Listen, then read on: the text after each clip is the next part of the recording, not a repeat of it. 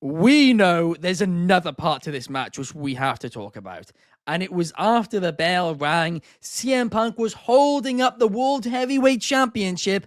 And at that moment, Seth Rollins' music hit. He came out. He was on crutches. It was brilliant because it just looked like Seth was coming out to just give a warning. For a second, they tricked us. I thought, okay, that's all this is. It was convincing. Michael Cole did a brilliant job of telling that story on top commentary too. Then he turned around, started going back, drops the crutches. The visual of the decade. Fantastic stuff. The ruse of the century, the work of the century. They worked people within WWE about this. I know that for a fact. Absolutely shocking. He comes down, he beats up CM Punk, he hits the stomp onto him. 1, 2, 3. Seth Rollins is the World Heavyweight Champion. CM Punk, yet another short reign with a World Championship. Kinda seems a little bit cursed at this point, dare I say, Clark. What were your thoughts? Dude, come on, man. I loved this. I wanted to throw a party last night. This was outstanding. This is vintage Kevin Nash Diesel. Like, my knee's not really hurt. The drop of the crutches, taking the brace off, running down to the ring. Oh, it was so golden. What more could you ask for? I've been begging since we started this program. Work us. Work the hardcore fan. Work the dirt sheets. Work the people that watch week in and week out too. Because other people get worked more easily, but it's not easy to do. I got worked. I thought he was really hurt. I thought, man, that's a real shame. He's out for 8 months. I got and I loved it. I got goosebumps the second it happened. Drops the crutches, the rundown, hitting the stomp with the allegedly injured leg, no less. Because if you notice, Seth can deliver the stomp with either the left or the right.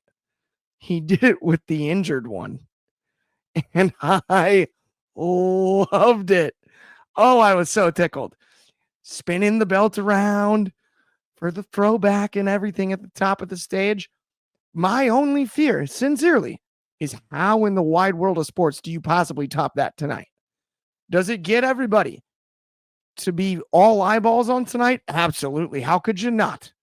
After that finish. But how do you top it? I've got sympathy and empathy for whoever's in the opener tonight. Absolutely. I mean, the opener is not going to come close. The way I think they're going to end the show tonight is Cody Rhodes getting beat down by John Cena and R-Truth. And who knows who else, if anyone, as well. So I think last night was a big celebration moment. Tonight is going to be heartbreak.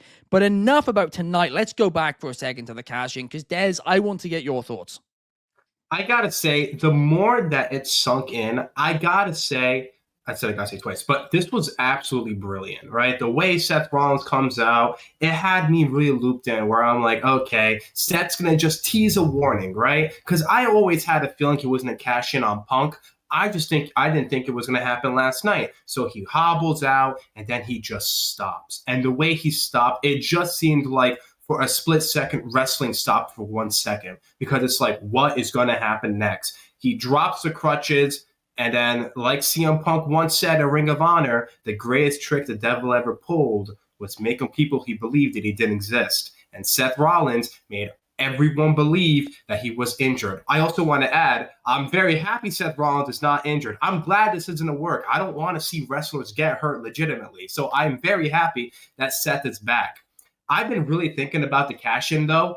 I like Edge. I like Adam Copeland. His cash-ins on Undertaker and John Cena at New Year's Revolution 2006. Seth Rollins is the ultimate opportunist. I believe he has earned that title, cashing in at WrestleMania 31 on Brock Lesnar and Roman Reigns. Now, working an injury to cash in on CM Punk when he least expected to take the championship at the second biggest show of the year at SummerSlam. This was absolutely brilliant.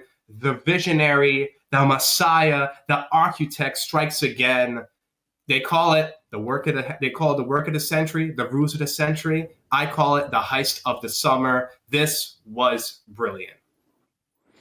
Absolutely. Corey Hinkle in the comments said, Yes. moment of the year. The pop was unreal. I genuinely screamed and cheered.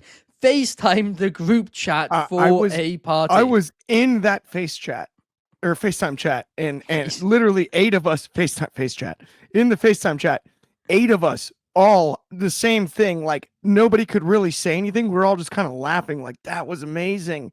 I walked away because I was watching with you, Ben. Like that, right? I walked away for a second. I took that call from Corey and was like, "Oh my goodness!" Like I mean, it's one of those moments that it brings you back to a different day where it just felt like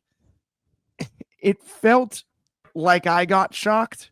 And and you're so not, it's what hooks you in to become a wrestling fan in the first place. And then I feel like everybody has this journey. You get to a point where suddenly it's really hard to shock you. So when it happens, it brings you back to that like childlike feeling.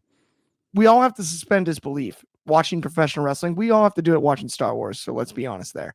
But at the same time, like it was really easy as soon as the crutches dropped. Yeah. To do that. And those moments are few and far between and absolutely beautiful. And that's one of my favorite things that happens in all of wrestling. Like I was absolutely tickled by it. It's very rare for me to be that excited about being wholeheartedly wrong. Yeah. I thought he was hurt and I didn't even care. I was like, I was wrong. Yes. Like I'm happy that he actually is not hurt. Like people like kind of, like this was amazing. And plus I agree with you, Clark, 100%. Yeah. In a vacuum, this is the point. Yeah. Like they always talk about if somebody unfamiliar with wrestling, what do you show them? This is now on that list. Yeah, it has to be. This is very much on that list. Do you know what? 100%. Right? I showed my dad and my brother a few weeks ago when Seth Rollins got hurt the injury, saying, "Oh, look at this brutal injury from last night." And I told them today, I was like, "It was all a work." I mean, maybe he was slightly injured, maybe he wasn't. I don't know, but he's already back, and they couldn't believe it. So, I mean, it's something which I think even amazes people outside of wrestling. It transcends the hardcore fan base. It is brilliant. It is. We've got a couple of comments here I want to get to. Numero 1 says they're 100% doing the double turn. I don't think Cody is turning. I'll say. No way. No way. Mark my words. Mark my words. A heel turn's not happening. And it's not happening for years. No, years. They have 2 good guys right now. Well, actually, Cody's a heel. They don't. But, who's the other good guy? Right now, it's Cena and Cody. They're pitching it as their 2 good guys now. You believe him. Oh, you believe him. But Cena's gone in a few... Cena's gone in a few months. Then who's going to be the big baby face? They need Cody to stay face as much as that would be awesome. Yes, I make Beats is correct right here. Cody is a heel in real life. He just plays a baby face on TV. Exactly. I couldn't agree more. Yeah.